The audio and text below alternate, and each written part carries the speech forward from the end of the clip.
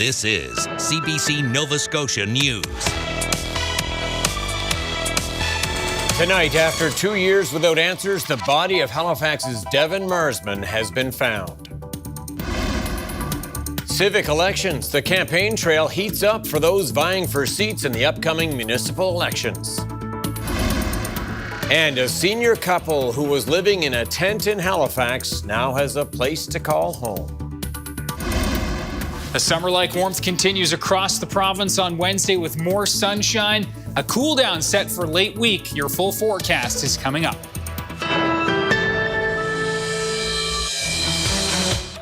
Good evening. For 2 years, it was a missing persons case. People trying to figure out what happened to 16-year-old Devon Marsman of Halifax. Tonight, police say Marsman is no longer missing, and they believe he was murdered. Blair Rhodes reports. I am saddened to share that investigators believe Devon was the victim of a homicide. Chief Don McLean broke the news. The police say they also found human remains that they believe belonged to Devon Marsman.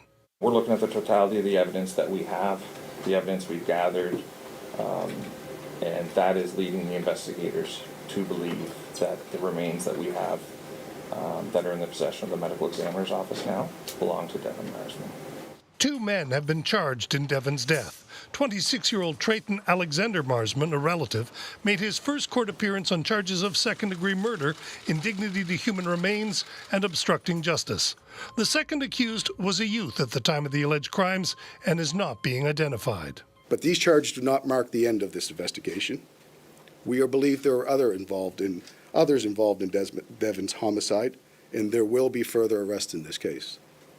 We also believe there are people who have important information who have not yet spoken to police, and it is never too late to come forward. In the 2 years since he disappeared, Devon's family and friends made sure the public never forgot. He needs to be found, and so until he's found or there's an arrest, I'm just going to have to keep holding, things like this here, like walks and awareness. This morning's court appearance was brief, and the matter was adjourned. Trayton Marsman will return to court next month. Blair Rhodes, CBC News, Halifax. The Justice Department released new standards today for the province's 10 municipal police services and the RCMP. These standards lay out expectations by which police services will be measured. Expectations include things like access to specialized services like forensics, proper record keeping, and a modern use of force policy. Police services will have 1 year to adjust, and after that, they will be audited to make sure they are in compliance. Number one, improve safety and the feeling that Nova Scotians feel safer in their communities. I'm hoping that we are going to rebuild public trust in our policing. And I am excited to see that we have standards that are in place that we are going to be able to measure so that we can be fully accountable to Nova Scotians as a government. If a police force is found to be non-compliant, it will be up to the Justice Minister to apply a penalty. That could range from offering advice to assuming control of policing in a municipality.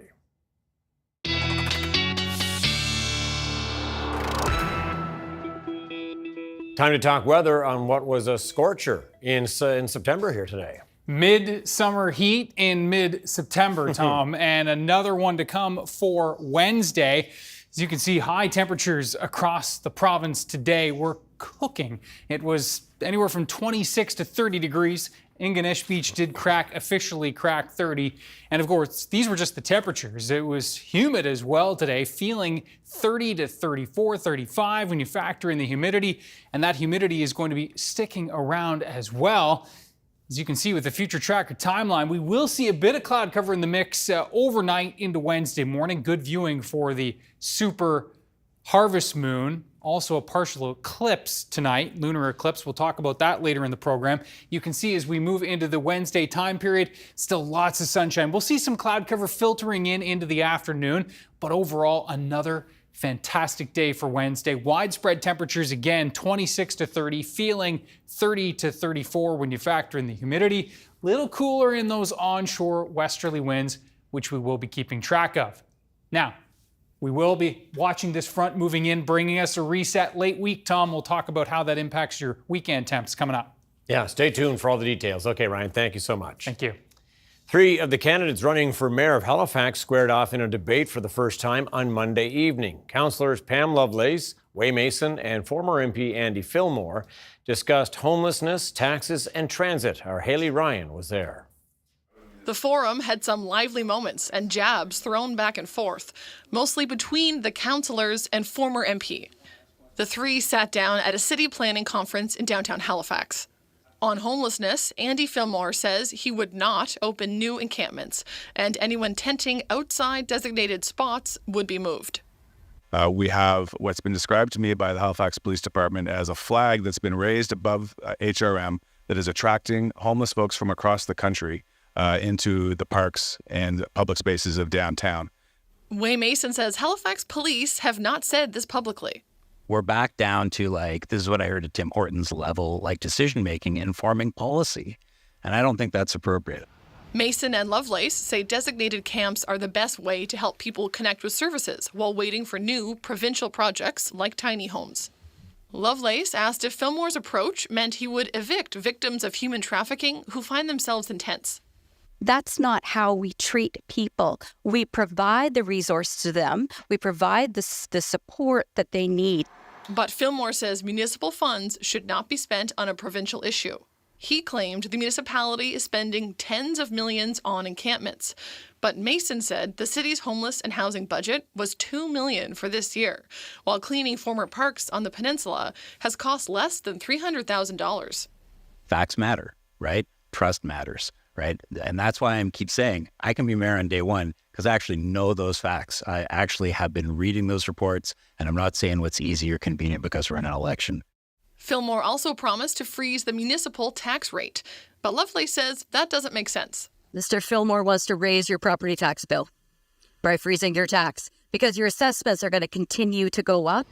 On transportation, Lovelace called for light rail. Mason and Fillmore want to speed up the bus rapid transit plan. And Fillmore says major road construction should be done on evenings and weekends. Mason and Lovelace say a few of Fillmore's ideas, like consulting rural areas on reviving their main streets, are already underway. My friends between them have 16 years on the council, and what we're hearing tonight is a litany of things that haven't yet been accomplished in those 16 years. And this election is really about a change. There are 13 other people running for mayor. Election day is October 19th. Haley Ryan, CBC News, Halifax. 9 candidates will challenge for the mayoral position in CBRM. A new face will lead the city after the current mayor announced she will not reoffer. Kyle Moore takes a look at the frontrunners. For more than 2 months, Cecil Clark has been door-knocking and attending community events. He was the first candidate to announce his intention for mayor of CBRM. Anyone that's serious about running for mayor had to get out there and be where the people are. Clark served 2 terms as mayor from 2012 to 2020, but lost by nearly 4,000 votes in the 2020 election. This time around, his goal is to spend more time in the public, listening to citizens' concerns. Affordability and getting back to basics is what I'm hearing, but also most recently with a new wastewater bill coming out, people are confused, they're frustrated, they're not seeing a coordinated effort and want to have leadership step up and provide the type of clarity and stability in the municipality that they're not currently experiencing. So if you're going to hire somebody for a job, one of the most important questions is, what's your history? What's your track record? Rankin McSween is taking a third run at the mayor's seat. He was the head of Community Economic Development Agency New Dawn Enterprises. He says it's a pivotal moment for the CBRM with a growing population and concerns over housing. We're short 2,500 housing units. That's not something that would be nice to do. That's not something we can do over the next 20 years. That's something we have to do, get on right away. I've been involved in the community for forever. James Edwards spent the last 4 years as councillor and part of that time as deputy mayor. He also wants to see lower property and business taxes. He says he has a record he can stand on. Many people in your listening and viewing audience will recognize me as being the president of Glace Bay Minor Hockey. We grew that association from a from really grassroots to the extent now that most of our kids don't pay to play hockey. All 9 of these candidates are not going to be serious candidates for mayor, and we're going to need some debates among the serious candidates only. Tom Urbaniak says Edwards Clark and McSween have name recognition, experience, and money to run a serious campaign. He says it's key for them to follow up on their ideas. Very little was accomplished during the 2020-2024 term, and candidates running now need to take some constructive lessons from that. The municipal election is scheduled for October 19th. Kyle Moore, CBC News, Sydney. Premier Tim Houston won't say whether his government will accept the $325 million offered by Ottawa for what it considers its share of the bill to protect the Chignecto Isthmus. The federal government says if Nova Scotia and New Brunswick don't take the money, it will go elsewhere. Similar projects are usually cost-shared between the federal and provincial governments. This is just the latest political skirmish in the battle to determine who will pay to replace or shore up the dike system that protects the stretch of land between the two provinces. Houston says the feds are trying to rip off Nova Scotians. Hopefully they would have the common sense to offer that 325 on a without prejudice basis. We'll see what the courts decide. We'd be happy with that discussion for sure. But for them to say take 325 or nothing, it's a threat. It's not right. And I'm hopeful that one Liberal somewhere along the way between Nova Scotia and Ottawa will stand up for Nova Scotians and join us in this. Houston wrote Liberal members of Parliament on Friday, urging them to lobby their own government to foot the entire bill. In response, 2 federal cabinet ministers wrote Houston and New Brunswick Premier Blaine Higgs to urge them to take the money on offer. Nova Scotia's Liberal Party leader says the province should accept the cash or at least sit down with Ottawa to negotiate. I don't know that Tim Houston wants a deal on this, though, I'll be honest. I do think that he will stop progress from happening on these important files just so he can blame the federal government on everything. I think he's going to keep doing that, but we've got to find a path forward on this. Churchill says it's more important to get the work done than to squabble about the bill. It is the 25th anniversary of the Marshall decision, a landmark court ruling in this country. Donald Marshall was charged for fishing eels without a license, a case that was reversed by the Supreme Court of Canada, affirming First Nations' treaty right to fish, hunt, and gather in pursuit of a moderate livelihood. Jane McMillan, chair of anthropology at St. FX University and Marshall's former partner, says the court decision continues to impact society. And I think what's most exciting is treaty consciousness has really taken hold in Nova Scotia. We have treaty education programs. We've got the saying, we are all treaty people. So there's a lot of work to do. But I think that the legacy of the transformation of understanding that Mi'kmaq treaty rights, the peace and friendship treaty rights, are alive and well today and will continue to be until time immemorial, is a really important contribution that this man's life has given all of us. McMillan says looking back at the last 25 years, Marshall would be proud of what has been accomplished. Canada's inflation rate dropped last month, and it hit a level that could lead to a substantial interest rate cut. The CBC's Nisha Patel explains. Prices at the pumps last month were down 5% from a year ago. Clothing and footwear also got cheaper, with retailers offering bigger discounts to attract consumers.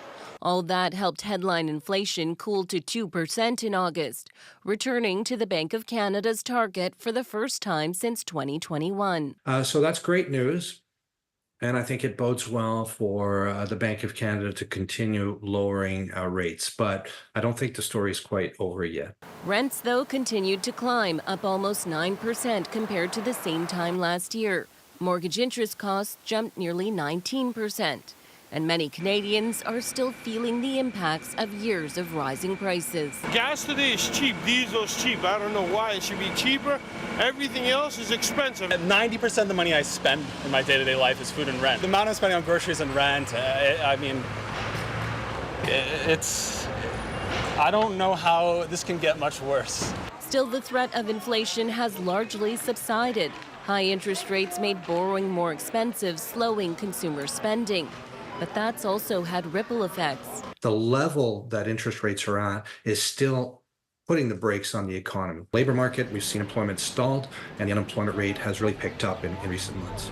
That's a clear concern for the Bank of Canada, which has lowered its key interest rate 3 times since June and opened the door to steeper cuts if necessary. If the economy is materially weaker than we're expecting, inflation's weaker than we're expecting, it could be appropriate to take a bigger step. The Bank of Canada will make its next interest rate decision in October, and most economists expect another cut. With forecasts, the key interest rate will hit 3.5% by the end of this year. Nisha Patel, CBC News, Toronto. An update on a story we brought you recently now. A senior couple who was living in a tent on University Avenue in Halifax now has a place to call home. This is all thanks to a community volunteer and some anonymous donors. Our Hannah Vino has the latest on this story.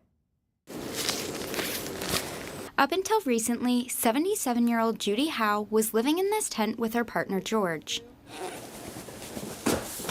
They are now getting settled in an apartment that they can call home.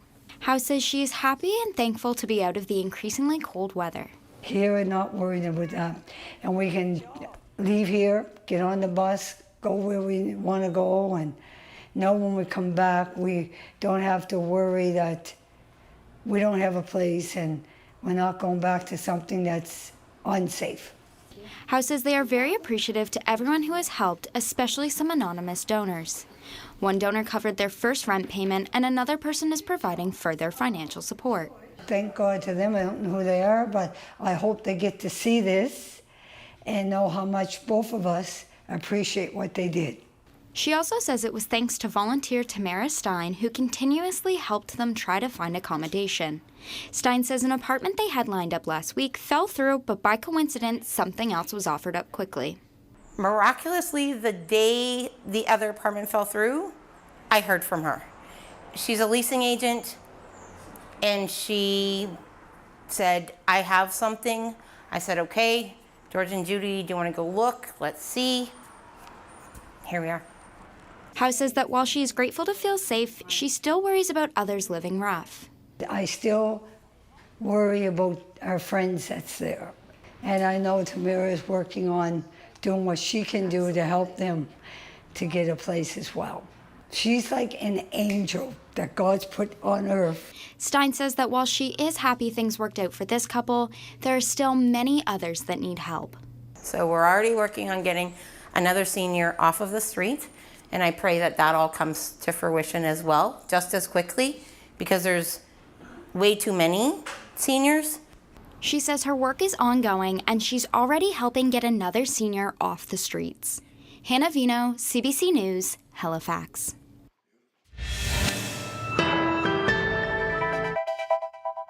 And how is that for an inviting view? That is Lockport Crescent Beach this evening. Ryan up next with your full weather forecast right after this.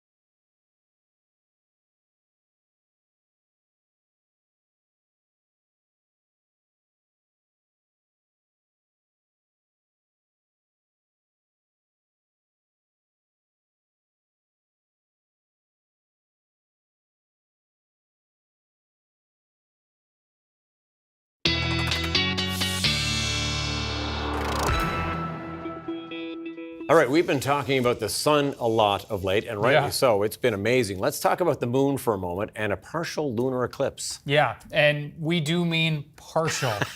Only about 8% Tiny. of the moon is going to be eclipsed tonight. But given the fact that this is going to be a supermoon tonight, it means it's going to be brighter. It will be certainly a little more noticeable than otherwise it would be. Have a look at this. So yes, a full moon tonight. Across North America, and you can see that harvest moon is certainly what we're going to be. And of course, the harvest moon replaces the corn moon, as this is the full moon that occurs closest to the equinox, which is of course very close. And yes, it is also a supermoon tonight, but 30% brighter than an average full moon. And of course, that partial lunar eclipse begins at 11:12. The maximum at 11:44 and ends at 12:15. But again, that little sliver up in the top right of your screen. Yeah, definitely. And it will look kind of with that little orange color to it as well. So you can watch for that. It is going to be great viewing conditions, and you can see White Point Beach showing the scene right now across the Maritimes. Mostly clear skies. Beautiful evening for the beach. And yes, I mean, even Queensland Beach, just saw a picture from there a moment ago, still packed at 6 o'clock this evening on September the 17th. Hard to believe, but yes, you can see, and for good reason. Temperatures 26 in Halifax, 26 in Sydney, and as you can see, 26 in the Valley. We've got, temperatures a bit cooler in the Tri-County area with those onshore winds.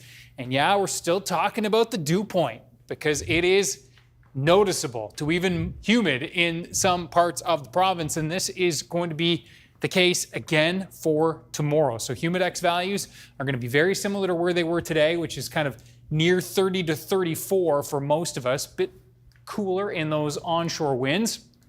And you can see the current winds are sustained generally in the 15 to 30 range across the province. Not too gusty, though there is a gust at last check at Sydney to 50 kilometers per hour. So there's the frontal boundary, and that warm air is now pushing in through Newfoundland and Labrador as well. The cool air is way off to the north, and a little bit of cool air in the west as well. You can see from BC down into the northwest parts of the United States, but overall, most of North America punching well above its weight for this time of year. 13 to 16 for overnight lows tonight. Winds are going to be light, and so yeah, we will see some fog patches, but again, great viewing conditions for that super harvest moon partial lunar eclipse for tonight. Great night for stargazers for sure. Note a little bit of cloud cover, high cloud cover possible in through the south and west late this evening into the early overnight. But overall, great viewing conditions. And then for tomorrow, we're going to see sunshine to start, increasing clouds as we move into the afternoon. But overall, a great day yet again tomorrow. Temperatures in Cape Breton ranging from 23 to 28 degrees tomorrow. Again, feeling into the 30s when you factor in the humidity. High 20s, low 30s. Best chance for cracking 30 tomorrow will be Antigonish back across to New Glasgow. Looking at those temperatures, though, high 20s all across central parts of Nova Scotia. A bit cooler in the onshore winds. That's going to be the case again with a west to southwest flow blowing in through the Tri-County area as well. Now for Thursday, we're going to start to see this front moving in. Now the timing of that front is still a little uncertain, but it looks like it will be after the afternoon temperatures peak in the north and east, though could be a few hours earlier. Still nailing down the timing of that. And you can see there's the front Thursday afternoon, and it will be sinking southward. And by the time we get to Friday, we're all into the fresher air mass. Does look like Friday will be a little bit stubborn in terms of those clouds and maybe an isolated shower, and a very isolated shower chance now for Saturday and Sunday as well, but it looks less likely than it did 24 hours ago. But note those temperatures, Tom. We're back into the teens for the weekend. So if you're a real fan of the summer heat, soak it up for tomorrow. Sounds good. Okay, Ryan, thanks so much. Thank you. Coming up, upset in Montreal. The Bloc Québécois steals a safe seat from the Liberals, and the NDP edges out the Conservatives in Manitoba. And 25 years after the Marshall decision, the impact of the ruling reverberates today. I speak with Donald Marshall's former partner, Jane McMillan. That's our newsmaker right after the break.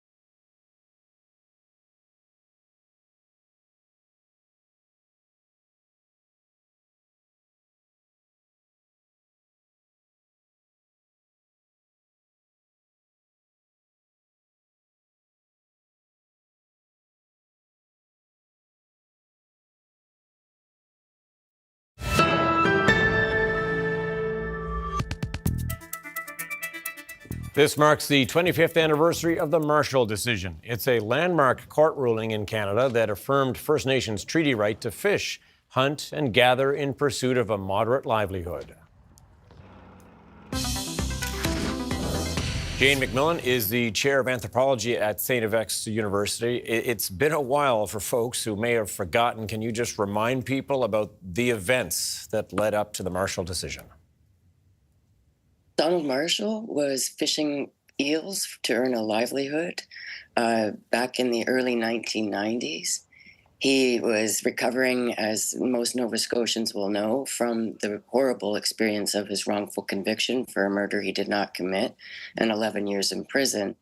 And Donald was very keen to get out there and just exercise his life and get out of the spotlight and enjoy fishing. He was passionate about that, and eels were something that he could earn a livelihood with. And he and his friends were all very much engaged in that work. And I don't think I'd ever seen him happier. Yeah, you were there with him at that point in his life, weren't you? How did you and how did others in the community react to this case? Well, at first, when he was convicted at the lower court, in the provincial court, everybody was quite devastated. But the legal team was incredibly astute and carried us forward to the Supreme Court. And that was a tremendous revolutionary victory. Yeah, I mean, there's no doubt the Marshall decision was a landmark case. Looking back now, how do you help people understand just how significant it is? I think we're going to keep feeling the impacts of the decision as time goes on, as the Mi'kmaq Nation builds its capacity and strength for self-government and self-determination in all forms, but especially in resource management.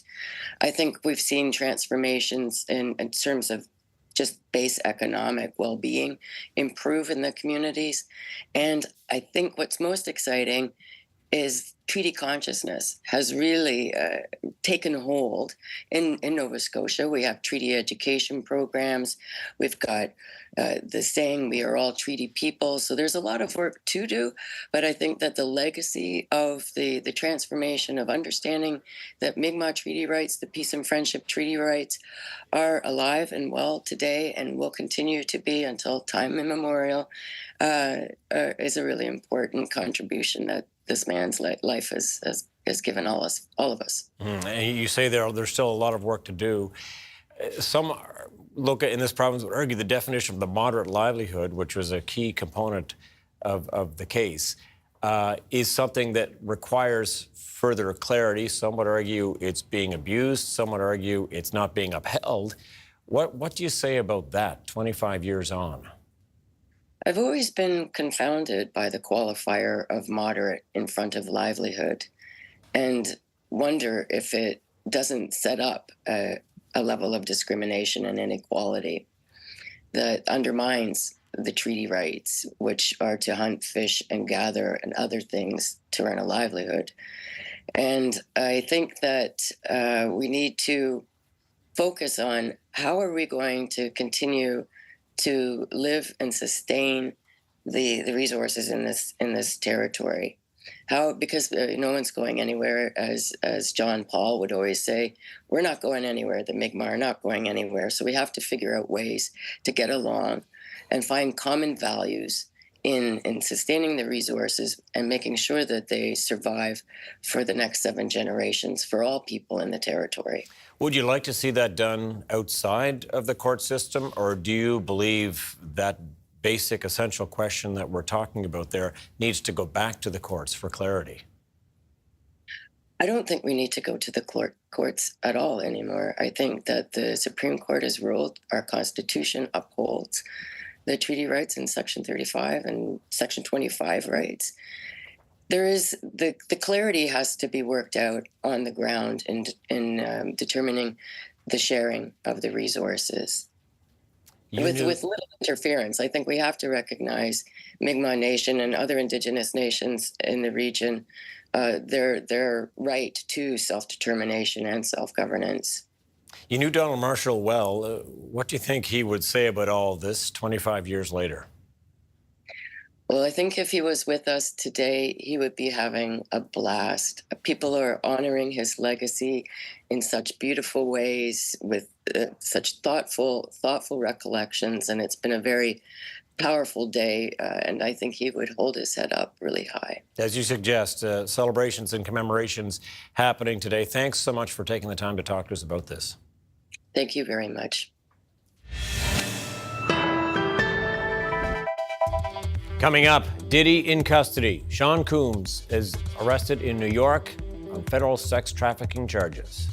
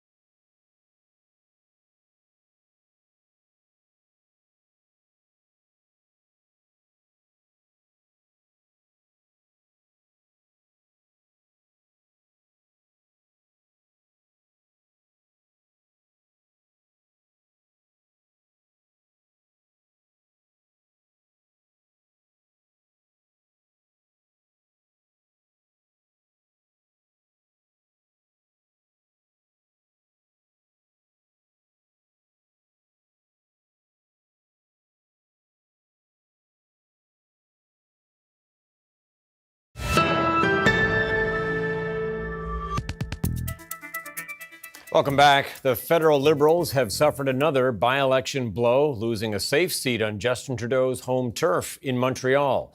Catherine Cullen looks at what it could mean for the party's future and the prospects for a general election. For the Bloc Québécois, a win on the island of Montreal is a welcome twist. It's awesome. For the Liberals, it's especially painful. What went wrong? Well, we lost. Actually, I'd probably take it quite personally. A Liberal stronghold previously represented by a prime minister. La Salle, Lemart, Verdun and its predecessors have gone red for most of the last half-century. Obviously, it would have been nicer to be able to win and hold Verdun. It leaves the Prime Minister to explain why his party can't hold a seat in his own backyard. We need people to be more engaged. We need people to understand what's at stake in this upcoming election. Asked in French if it puts his leadership in question, the Prime Minister says there's work to do and they'll keep doing it. It comes after a surprising by-election loss in Toronto in June, both key areas the Liberals rely on for votes to form government. This Liberal MP was asked if the Prime Minister could stay on. The bottom line is when people speak, we need to listen. In fact, there is no way for the Liberals to dump their leader, and he insists he will fight the next election. People are done with the Liberals. They're done with Justin Trudeau. They're done with the Liberals. They are finished. Yet the NDP saw mixed results, keeping the Winnipeg riding of Elmwood-Transcona. But despite more than half a dozen visits from leader Jagmeet Singh, they came in third in Montreal.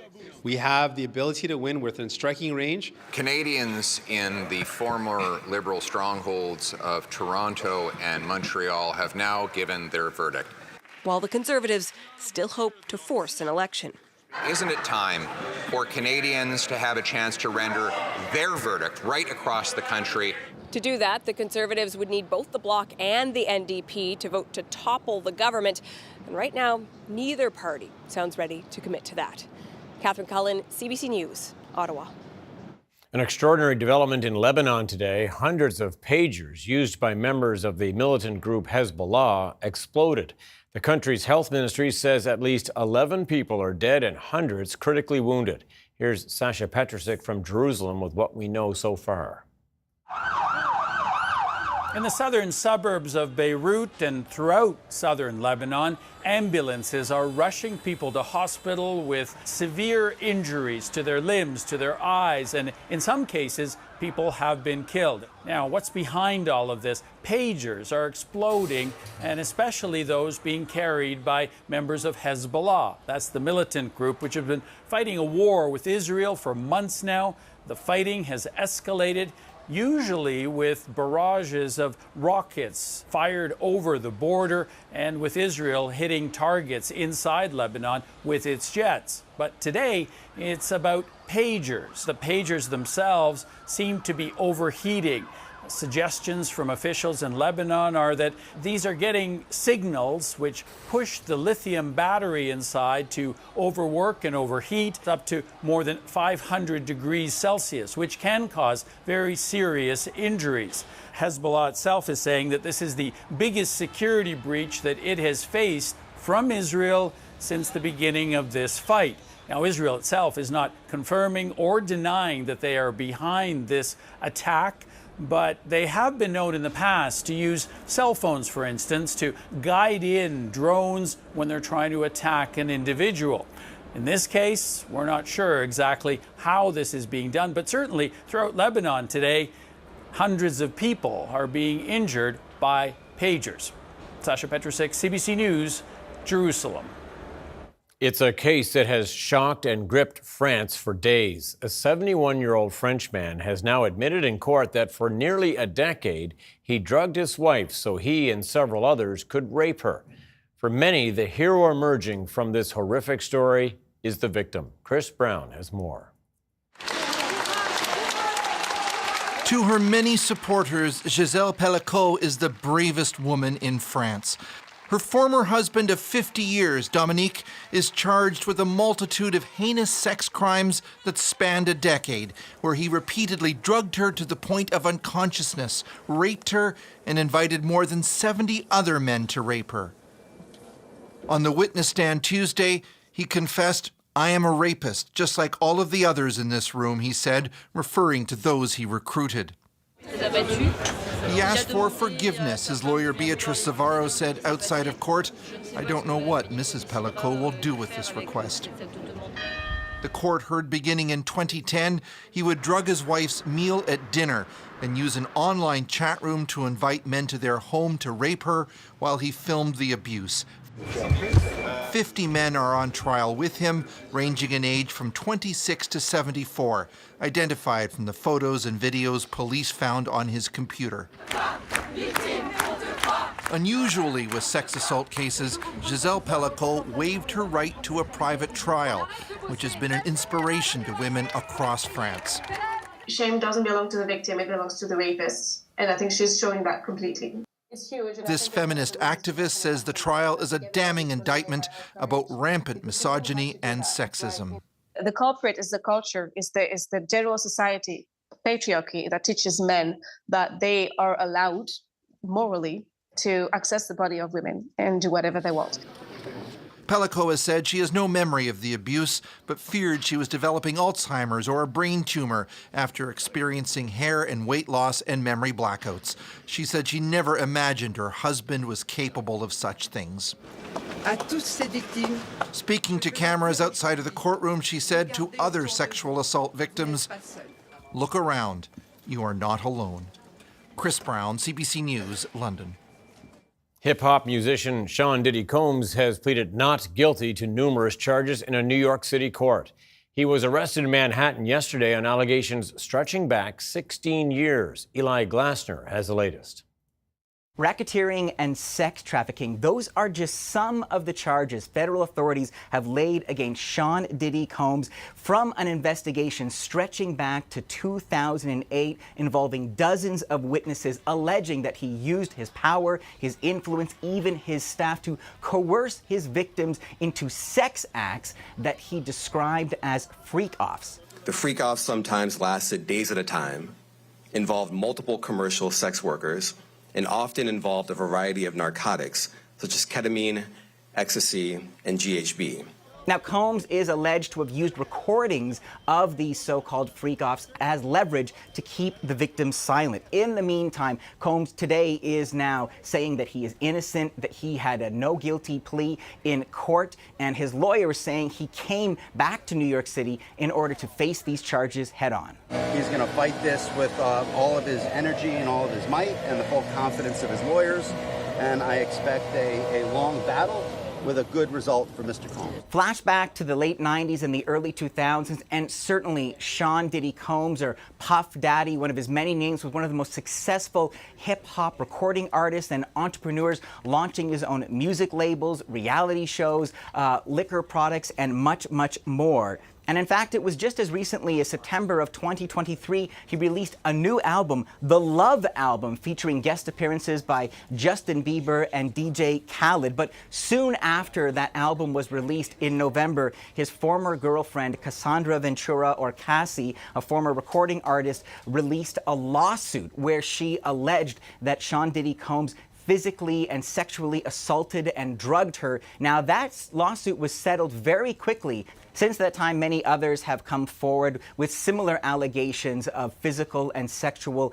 assault and abuse from Sean Diddy Combs. In the meantime, he has been divesting himself of his many properties, selling parts of his media company, his music label, his relationship with the liquor company, even putting his Hollywood home on the market.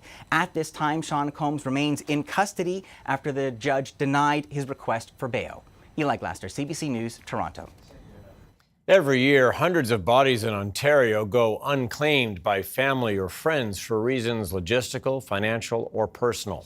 It's a trend that's on the rise, especially since the COVID-19 pandemic. But as Guy Quenneville reports, there's a safety net in place to ensure everybody gets to a dignified resting place. Jean-René Berthiaume is a third-generation funeral director in Hawkesbury, Ontario. Most calls he gets are from families arranging their loved one's burial. But 2 or 3 times a year, Berthiaume is asked to handle a body nobody has spoken for. So he holds a service, like he would for any client. There's someone that knows this person, whether they have a family or not. They have acquaintances. They know someone. So let's do what we can. Berthiaume can't embalm the body without a family's permission, but he does wash them before the service. What we've been taught, my grandmother, you have to respect everybody. You have to respect people around you, and respect the dignity that you bring towards someone who passes away will define who you are at the core. The number of unclaimed bodies in Ontario has gone up considerably in recent years, especially since the COVID-19 pandemic. In 2019, there were fewer than 500 unclaimed bodies cases a year, but the numbers have kept going up. By last year, the annual total over 1,000. It may be that they are estranged from their loved one and they choose not to claim, and we certainly respect that choice. The coroner's office also cites financial hardship as a reason why some families aren't prepared to claim a body. But sometimes other groups, churches, mosques, synagogues, and shelters agree to take on the responsibility. And I've got to say, it's heartening to know that people care about these people that are unclaimed. This shelter in Ottawa encourages its clients to consider planning their cremations or burials. Several dozens of its former clients are buried here in this dedicated section of the city's main cemetery. Most don't have individually marked graves, but their names are listed on a shared monument to the appreciation of families who connect with the shelter later. They're really grateful that, their loved ones didn't just die on the street and actually had a community that cared. And I think it's important, irrespective of when you're housed or unhoused, it's important for us to be our brother's keeper. In Hawkesbury, Berthiaume also temporarily stores unclaimed bodies in part of an ambulance bay he's converted into a refrigerator. To bury the unclaimed, he uses a local Catholic cemetery on a hill overlooking the Ottawa River, with unmarked plots nestled alongside more traditional graves marked with headstones. As the cemetery's owner puts it, well, we wouldn't want to segregate a class of society from the rest, and that's what a cemetery should be. Guy Kempville, CBC News, Hawkesbury, Ontario. Millions of bats across North America have died because of a disease known as white nose syndrome. Wildlife authorities in Canada are coming up with plans to minimize losses and help the species rebound. The CBC's Wallace Snowden looks at what one province is doing. Bats, they've got a bad reputation. And if you're squeamish, fewer of them flying around might seem like a good thing. Not so much. When they take wing each night, they eat a buffet of bugs, acting as important pest managers for farmers, gardeners, and city dwellers. And now populations in Alberta are in trouble. A deadly fungus known as white nose syndrome has moved in. It was confirmed in the province for the first time earlier this year. There's no cure, there's no magic bullet. We're never going to eradicate the fungus. It's going to be here. So what can we do to keep our populations healthy enough that they can get through this period of populations sort of being decimated, and then they can slowly recover? The disease has killed off millions of bats across North America and nearly wiped out some populations. Infected bats wake early from their winter hibernation and starve to death. Alberta has released a strategy for how it plans to fight the disease. It all comes down to protecting known bat territory, forests like this one, and caves the bats rely on. It also calls for more population research and disease tracking. Part of the challenge is that these creatures are very elusive and remain a bit of a mystery even to the experts. But if we want to help them, we need to understand them better. We think we have millions of bats, but we don't know where almost any of those hibernate.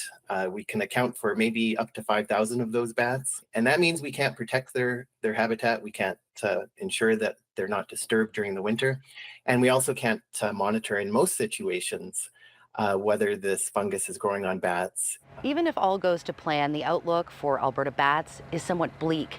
The province says population losses will be severe and recovery will take decades. The hope is that with some time and some help, the survivors can help rebuild the population. Wallace Snowden, CBC News, Edmonton.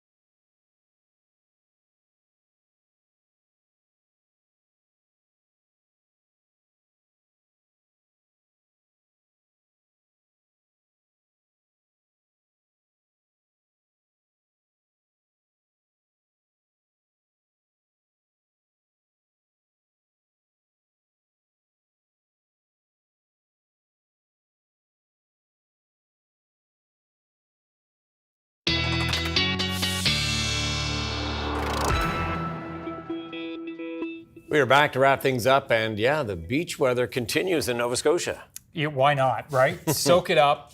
We know, listen, we can have some great days, late September, October, but days like this, I mean, today and tomorrow. Few and far between this time of year. I think, we're done with the high 20s, low 30s after tomorrow. So if you want to get out and enjoy, maybe head off to Queensland Beach, because it's going to be another beauty tomorrow. And I dare say that the beach will look a lot like this. It's a good crowd. Packed. Yeah. How many of those folks do you think are supposed to be at work? We'll never tell. Long range shot, right? There's no zoom ins here. Thanks to Mark for taking this pic. Ryan's pics at cbc.ca. No one can be identified in that photo. And yeah, tomorrow, if you're there and you're taking pics, again, no face pictures. 26 to 30 again tomorrow. Feeling 30 to 34, 35. When you factor in the humidity, those onshore winds will keep temps a bit cooler in and along that Tri-County area and right along the Atlantic coastline. We will be seeing for Thursday that front starting to work its way in with clouds, but still mild on Thursday, still warm, I should say, with, again, a little bit of humidity in the mix. It all comes to an end Friday. All right, thanks for that, Ryan. Well, the Mid-Autumn Festival is underway in China, and it isn't just people who are enjoying the traditional mooncake treat eaten during the celebrations. Animals at a zoo in southwest China have been snacking on special versions of the cakes made with ingredients that suit their diets. The treats are made with more than 10 different fruits and vegetables, ranging from apples, bananas, and carrots to watermelons. A variety of nuts is the key ingredient in the custom cakes for some of the animals. Others savored mooncakes featuring steamed cornbread and tomatoes. In China, a full moon is seen as a symbol of reunion, harmony, and happiness. And the cake is healthy, to say the least. That's it for us tonight. Thanks so much for watching. We'll see you next time. Take care.